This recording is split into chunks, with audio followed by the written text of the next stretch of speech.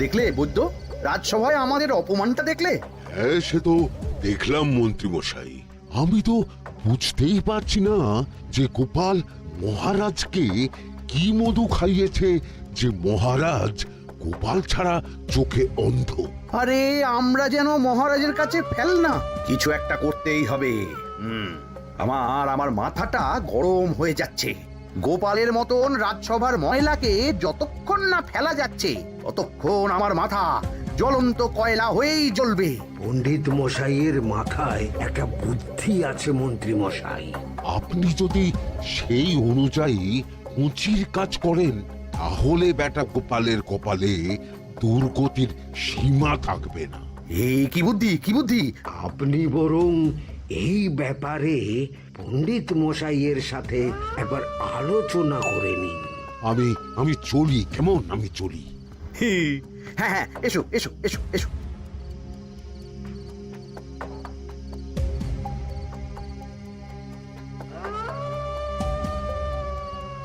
আরে ওই তো আমার বাঁ হাত ঘটা আসছে, বেটাকে দিয়ে একটা কাজ করাতে হবে।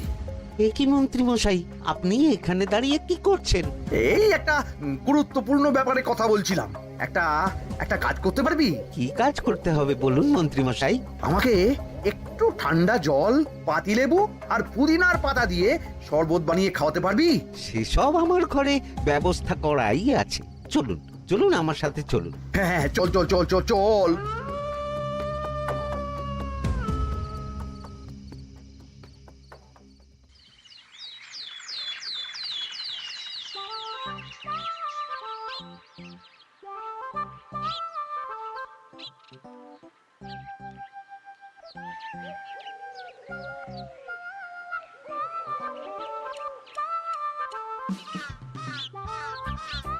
কি ব্যাপার পণ্ডিত, এত গুম মেরে আছো কেন?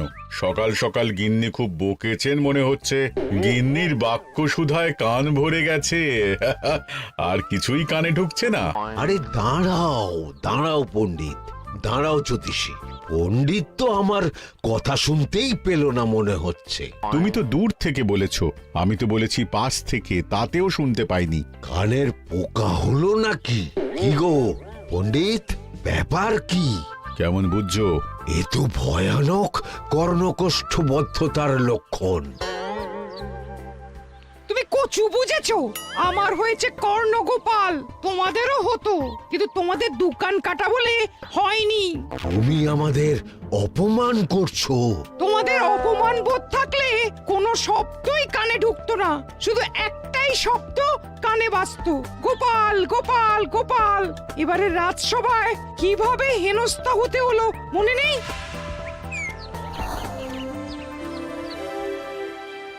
মহারাজ, একটা ভিক্ষা আছে। ভিক্ষার জন্য কৃষ্ণনগরের রাস্তাই সবচেয়ে উপযুক্ত জায়গা গোপাল, তুমি বরং সেখানেই যাও।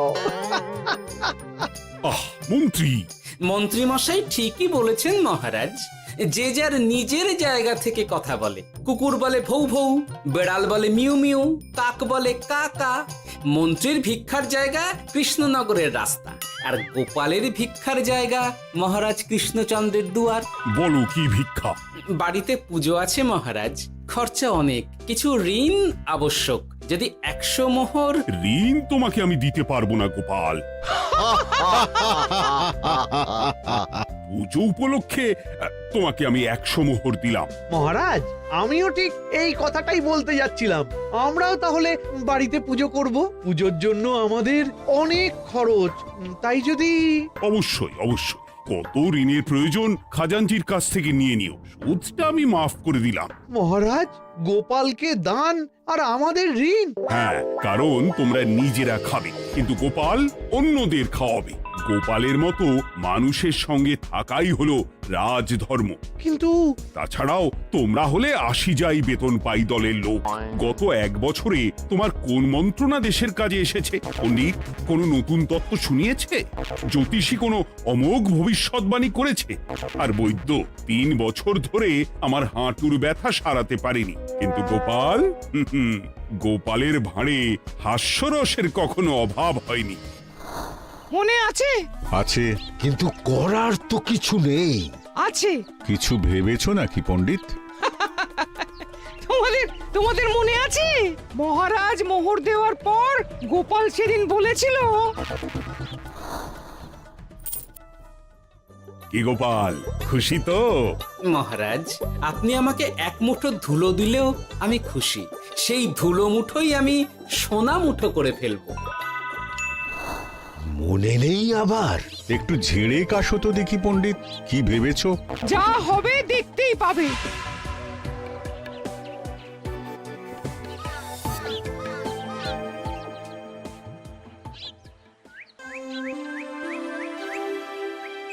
মহারাজের জয় হোক।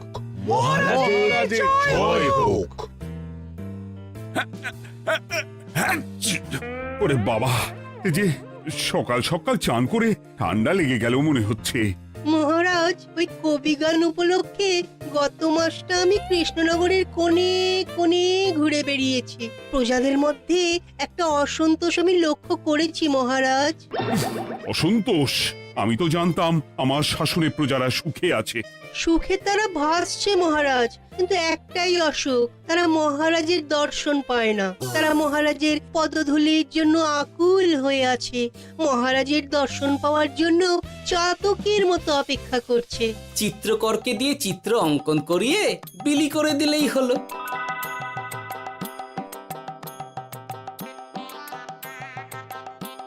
খুব ধুলো হয়েছে মহারাজ, কিন্তু এত ধুলো। কালকের ঝড়ে ঢুকেছে। ঝাড়ুদার,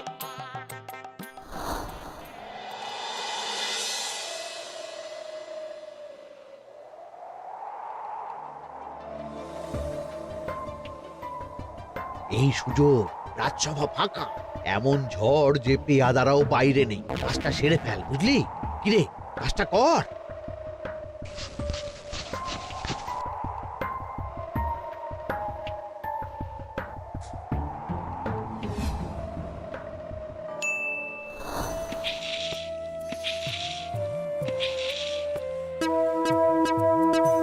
এত ধুলো!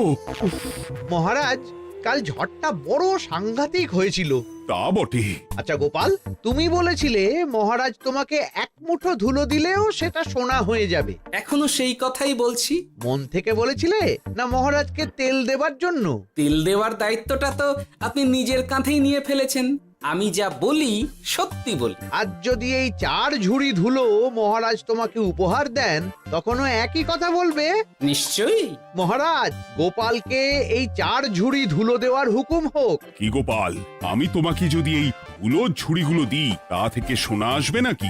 আসবে মহারাজ, মোহরের বস্তা আসবে। যদি না আসে, আপনি বলুন। তোমাকে কৃষ্ণনগর ছেড়ে চলে যেতে হবে। রাজি?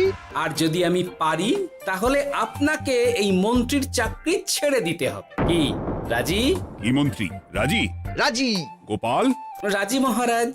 আচ্ছা, আর কেউ মন্ত্রীর পক্ষে বাজি ধরেছেন নাকি? হ্যাঁ, আমি আমি আমি আমি। ও গোপাল এবার যে মরণ কুয়োতে ঝাঁপিয়েছে, সেখান থেকে আর উঠে আসতে পারবে না। পুরো থেকে মোহরের বস্তা আসবে। এ হচ্ছে ওই গোপালের উন্মাদ রোগের শুরু। দেমাক দেমাক, মহারাজের পিঠ চাপড়ানি পেয়ে পেয়ে গোপাল ভেবেছে যে ও সব কিছু করতে পারে। এবার শুধু সেই দিনটার অপেক্ষা, যেদিন গোপালকে উল্টো গাধায় চড়িয়ে কৃষ্ণনগর থেকে বার করে দেব। এতটা নিশ্চিন্ত হবেন না মন্ত্রী মশাই। গোপাল কিন্তু হালকা কথা ছুঁড়ে দেওয়ার লোক নয়। কি বলতে চাইছো পণ্ডিত? ওই 4 ঝুড়ি ধুলো থেকে মোহরের বস্তা আসবে? না, তা বলছি না। অন্য জায়গা থেকেও তো মোহরের বস্তা আসতে পারে। তার সঙ্গে ধুলো মিলিয়ে দিলেই কেল্লা ফতে। গোপালের নিশ্চয়ই কোনো পরিকল্পনা আছে। গোপালের সব পরিকল্পনার গোড়া মেরে রেখে দিয়েছি পণ্ডিত। ঘটা আছে গোপালের পেছনে, আর ঘটা আছে গোপালের বাড়ির পাহারা। লুকিয়ে কিচ্ছু করতে পারবে না। আরে ওই তো বটা আসছে। বেল্লিক, উল্লুক, তোকে আমি জল বিছুটি দেওয়াবো। গোপালকে ছেড়ে চলে এসেছিস কেন? ছেড়ে আসবো কেন মন্ত্রী মশাই? গোপালকে ওর বাড়ির সামনে ছেড়ে এসেছি। ওখানে তো ঘটা আছে। ও বড্ড ঘুরিয়েছে বেটা। কোথায় কোথায় গিয়েছিল গোপাল? 4 ঝুড়ি ধুলো নিয়ে বেটা বাড়ির উল্টো দিকে হাঁটা দিল। চললাম পিছু পিছু যাচ্ছিল কোন দিকে? নদীর দিকে, কিন্তু গোপাল দাঁড়ালো যদুর বাড়ির সামনে। এই যদু হলো সেই লোক যে লোকজনের বাড়িঘর কেনা বেচা করে আর লোক ঠকায়। আগে রাজধানীতে থাকতো। বেটা রাজধানী থেকে এই কৃষ্ণনগরে পালিয়ে এসেছে, এখানেও লোক ঠকাচ্ছে। কিন্তু বেটা এত চালাক যে কিছুতেই ধরা যাচ্ছে না। এইরকম লোককে ধরাচ্ছে হাতে রাখা ভালো নয় কি মন্ত্রী মশাই? সে তো জানি, কিন্তু ওর ওপর মহারাজের কড়া নজর আছে। এখন ওর সঙ্গে সম্পর্ক রাখা খুব ঝুঁকি। যাই হোক, তারপর? হ্যাঁ তারপর যদু, যদু রে, গোপাল খুড়ো, আরে তুমি এখানে কি করছো? দেখতেই তো পাচ্ছিস ধুলো। তবে যে সে ধুলো নয়, মহারাজ কৃষ্ণচন্দ্রের পদধূলি। শুনিসনি বোধহয় এখন কৃষ্ণনগরে সবচেয়ে বেশি চাহিদা মহারাজের পদরেণু। আচ্ছা, মহারাজের পদরেণু নিয়ে যাচ্ছ কোথায়? এই ছোট ছোট পুলিন্দায় ভরে কৃষ্ণনগরের প্রত্যন্ত জায়গায় যেখানে প্রজারা মহারাজের সাক্ষাৎ পায় না সেখানে বিক্রি করব। তোমার কি মাথা খারাপ? পায়ের ধুলো বিক্রি হবে? ওরে, গতবারে মাত্র 1 ঝুড়ি ধুলো 1000 মোহরে বিক্রি করেছিলাম, এবারে 4 ঝুড়ি। শোনো, তুমি আবার ঘুরে ঘুরে বিক্রি করবে কেন? তোমাকে আমি বরং 10 মোহর দিয়ে দিচ্ছি। তুমি আমাকে এগুলো দিয়ে দাও, আর বিক্রি করে যা হবে তোমাকে এই 40 ভাগ দিয়ে দেবো। ওই 10 মোহরে বদমাস দুদুকে ধুলো বেচে গোপাল বাড়ির দিকে চললো। বাড়ির সামনে অব্দি পেছনে পেছনে গিয়ে তারপরে এই আপনাদের কাছে আসছি। বলিস কি রে, ধুলো বেচে 10 মোহর? ও মন্ত্রী মশাই, গোপাল তো একেবারে নাড়ি ধরে টান মেরেছে। গেল রাজসভায় এমন সুখের চাকরিটি গেল, এবার আবার রাস্তার ধারে গিয়েই বসতে হবে। এবার নবাবের দরবারে জায়গা আছে কিনা খোঁজ করি গিয়ে। তেরি 10 মোহর আর 1 বস্তা মোহরের মাঝখানে অনেক রাস্তা, সেই রাস্তায় আমি লোক বসিয়ে রাখবো। আরে আরে, ওই তো তোমার ঘটা আসছে। এই তুই গোপালের ঘরের পাহারা ছেড়ে এলি কেন? গোপাল নেই নেই নেই নেই নেই নেই।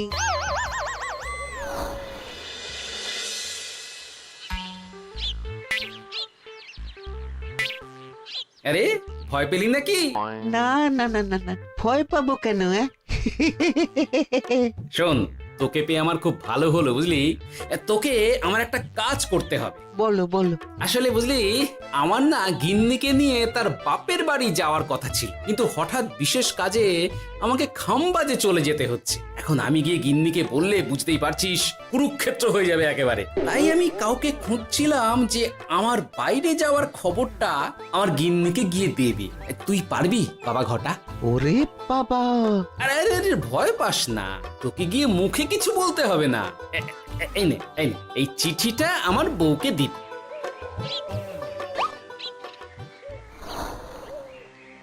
কৃষ্ণনগর ছেড়ে চুপি চুপি চলে যাচ্ছি, চালাকিটা দেখেছেন? ওসব চালাকি আমি তুড়ি মেরে উড়িয়ে দেব।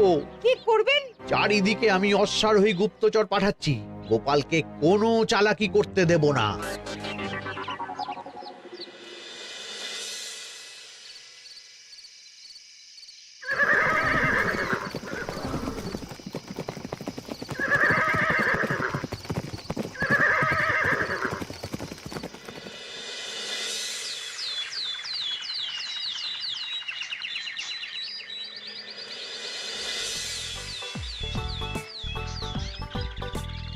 অং বং পিং পং। হ্যাঁ, ওরে বাপ যে, এ আবার কি বলে? মানে বুঝিতে পারিলে না? অং বং পিং পং অর্থাৎ আইসো আমার নিকট বিদেশি জাদু শরবত আছে। ইহাতে তৃষ্ণা নিবারিত হয়, শক্তি বৃদ্ধি হয়, ঘুম ভালো হয়, সম্পর্কের উন্নতি হয়, জামা কাপড় ফর্সা হয়, তু শব্দ না করে সকাল সকাল কষ্ট পরিষ্কার হয়, মূল্য মাত্র 1 মোহর। বোঝো, ওইটুকু অং বঙ্গের মধ্যে এত কিছু? ঠিক আছে, তা দাও দেখি। আপাতত টেস্টটা তো মিটু, বাকিগুলো পরে বোঝা যাবে।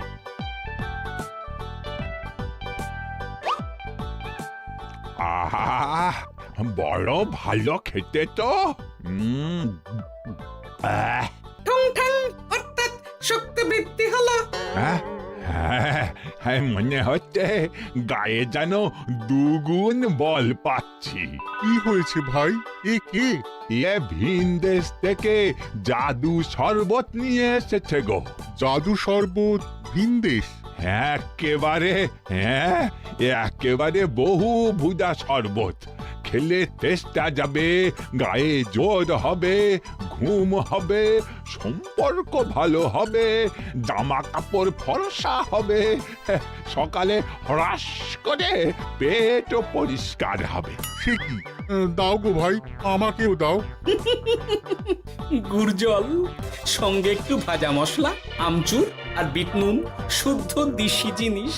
জানলে কেউ ছুঁয়েও দেখতো না, কিন্তু একটু বিদেশি গন্ধ দিতেই একেবারে হট্ট মেলা। আরে তোমরাও এসেছো দেখছি। সং সং শঙ্কা, লং লং লঙ্কা। মানে অর্থাৎ এই শরবত খেলে আর শঙ্কা নাই, বুদ্ধি লঙ্কার মতন ঝাল হয়ে যাবে। তারপর ডং ডং ডঙ্কা, টং টং টঙ্কা, ফাইন ফাইন, অর্থাৎ টাকা আসবে আমার কাছে।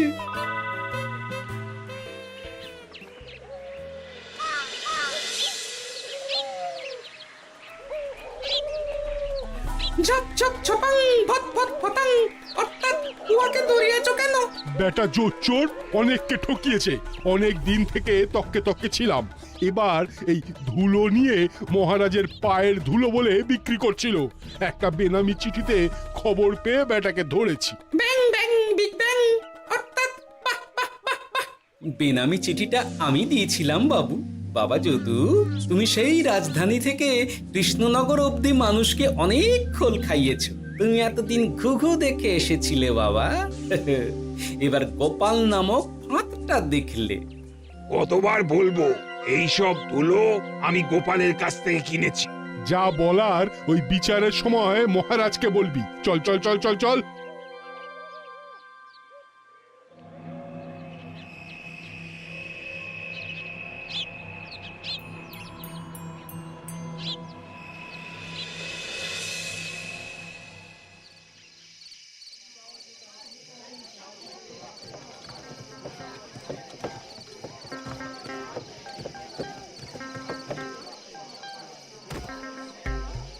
ঝন্টু মন্টু ননাং ফু। নাও ঠেলা। সাহেব বলে কি ফু দিয়ে দিতে হবে? কি বলছো সাহেব? বুঝতে পারছি না, কোথায় ফু দেব? ঝন্টু মন্টু ননাং ফু, অর্থাৎ লবণ আছে? আছে আছে সাহেব আছে। কত লাগবে? ভান্ড ভরি আন্ডাকারি, অর্থাৎ যা আছে সব।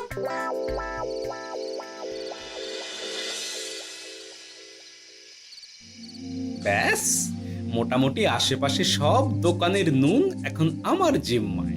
এবার আসল মজা শুরু হবে।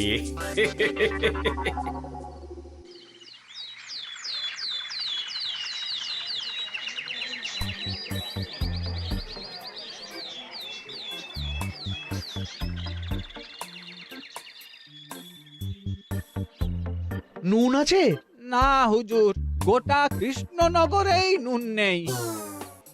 ওই দেখো, পুরো রাজসভাই বাজারে জড়ো হয়েছে। শান্তামনা, শান্টু মন্টু। এ আবার কি বলছে রে বাবা? শান্তামনা, শান্টু মন্টু, অর্থাৎ জনগণ শ্রবণ করুন। নান্টু কান্টু, নুন কিনিবেন আন্টু আন্টু। আসুন আসুন। আমার এক সের নুন লাগবে। শান্টু, অবশ্যই 100 লবণ 10 মোহর। 10 মোহর? 10 মোহর লইবেন না লইবেন না? না, নেব না। উত্তম উত্তম, গান্ডা পিণ্ডে ঢিসুম ঢিসুম, অর্থাৎ তাহা হইলে নুনের বদলে গৃহিণীর প্রহার ভক্ষণ করুন। আমাকে এক সের নুন দিন। আমাকেও নুন ছাড়া বাড়ি ফিরলে গিন্নি ঘর ছাড়া করবে আমাকে। শুনলাম কৃষ্ণনগর থেকে নুন উধাও। আছে মহারাজ, আছে। কৃষ্ণনগরের সব লবণ আমার নিকটে আছে। 110 মোহর। এত দাম? দাম তো হবেই মহারাজ। লবণ ছাড়া রান্না কেমন হবে ভাবিয়া দেখুন। ঠিকই বলেছ, রাজপাকশালেও তো রান্না বসেনি। 100 সেরের মতন রাজপ্রাসাদে পাঠিয়ে দাও। 1000 মোহর দিয়ে দাও।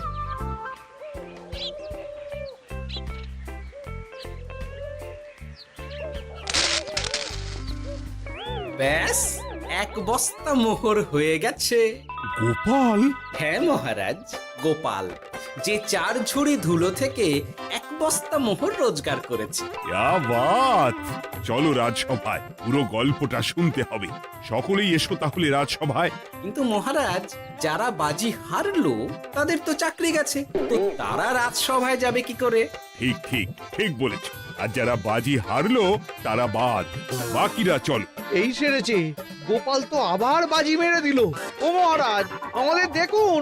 ও মহারাজ, আমাদের দেখুন। ও মহারাজ। হ্যাঁ